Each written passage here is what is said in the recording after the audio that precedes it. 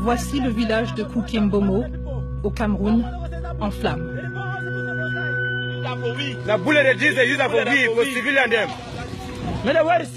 Depuis des mois, des images comme celle-ci sur le Cameroun inondent les réseaux sociaux. Certaines montrent des villages en feu, d'autres des actes de torture et de tuerie.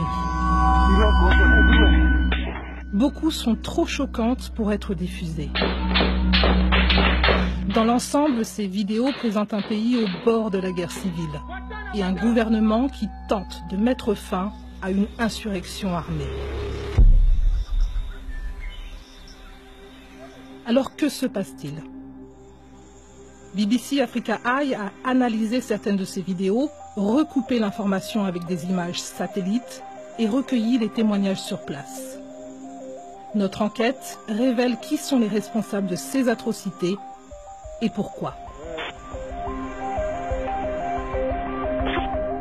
Les racines de ce conflit remontent à plusieurs décennies. À l'origine, une division linguistique entre la majorité francophone du Cameroun et sa minorité anglophone, concentrée dans l'ouest du pays. The Cameroons celebrated their newly won independence. Something to bang the big drum about. En 1960, le Cameroun célèbre son indépendance et quelque temps après, les deux parties du pays se sont rejoints pour former une seule nation. Mais déjà, certains anglophones se sont sentis entrés de force dans la nouvelle République. Et depuis, les anglophones se sont plaints d'être négligés et exclus du pouvoir. Le conflit actuel a commencé en 2016, lorsque les avocats, les étudiants et enseignants sont descendus dans la rue pour manifester. Des activistes ont été arrêtés et plusieurs manifestants ont été tués par les forces de sécurité. Cette répression n'a fait qu'intensifier la rancœur anglophone et les manifestations ont bientôt laissé place à une rébellion violente.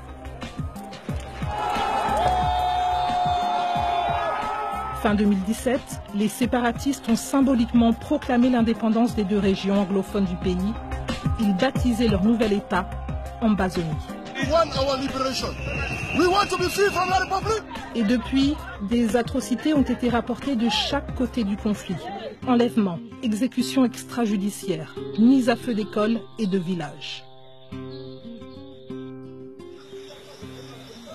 Voici l'un de ces villages. Cette vidéo a été filmée au mois d'avril.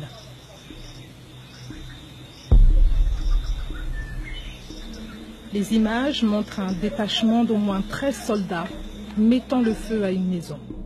La BBC a pu confirmer la localité en faisant correspondre les bâtiments à l'image satellite et en analysant les dommages causés par le feu dans cette autre vidéo du même village. Les hommes apparaissants semblent être des troupes loyalistes. Leurs uniformes, leurs casques et leurs équipements noirs sont les mêmes que ceux portés par le bataillon d'intervention rapide, une unité d'élite de l'armée équipée et formée par Israël et les États-Unis. Les voilà à nouveau dans une vidéo de 2016, le sigle BIR apparaissant distinctement sur leur équipement. Un habitant de la localité a par ailleurs affirmé à la BBC que les hommes en armes qui ont détruit des maisons à Asie appartenaient à la BIR. Mais pour le porte-parole du gouvernement, l'identité de ces hommes n'est pas si évidente. Et vous savez également qu'ils acquièrent la tenue militaire de BIR ou de toute autre force de défense pour perpétrer leur portrait et imputer cela à nos forces de défense et de sécurité. L'épisode que vous décrivez fait l'objet d'une investigation afin qu'on sache exactement ce qui s'est passé. Quelques jours plus tard, début mai, cette vidéo est apparue sur Facebook. Nous avons analysé ce film image par image et nous pouvons confirmer qu'il s'agit du village de Koukimbomo.